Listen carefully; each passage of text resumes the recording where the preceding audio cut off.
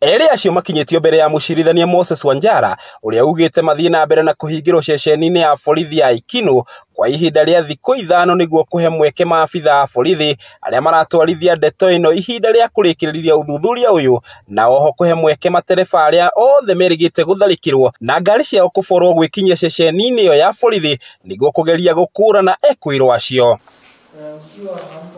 Mũtongoria wa thitango cia mũingĩ igoti-inĩ rĩrĩ erĩte igoti erĩ aya manyitirwo manyitĩte ngari ĩmwe mĩgwate itũra-inĩ rĩa Gathanjĩ barabara-inĩ ya Gĩthũngũri gũthiĩ Kiambu. The OCS Githunguri Police Station to file a report or attend court and render an explanation on the concerns raised by the accused person. The first is the allegation that they have been abused, that they have been molested or tortured. So the court needs a report from the OCS Githunguri Police Station as to the veracity of those allegations.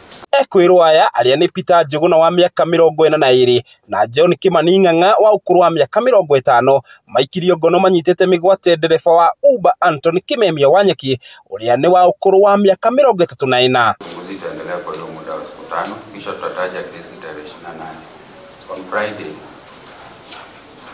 tarehe 28 mwezi wa 3 tutasikizwa tarehe 28 mwezi wa 5.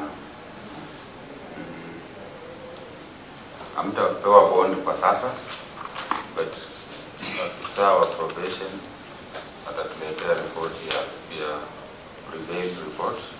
Eri aya kũrerĩkana makoretwo marĩ amwe a batoni ya ekinaĩ arĩa makoretwo makinyamaria matereba aingĩ a taxi matũra-inĩ ma Kiambu kwa ihinda kũrĩa macokaga gũteanĩria ngari icio thutha wa gũcibora cuma imwe ciacio iria marĩ na bata nacio mĩgũnda-inĩ ya kahũa na macani. Utawekwa kwa muda wa siku 5. Utawekwa Ikinu Police Station. Utahamishwa kutoka Githunguri hadi Ikinu Police Station. Handũ-inĩ ha Kameme TV kuma kaunti-inĩ ya Kiambu, rĩtwa rĩakwa nĩ Njau ya Kĩnuthia.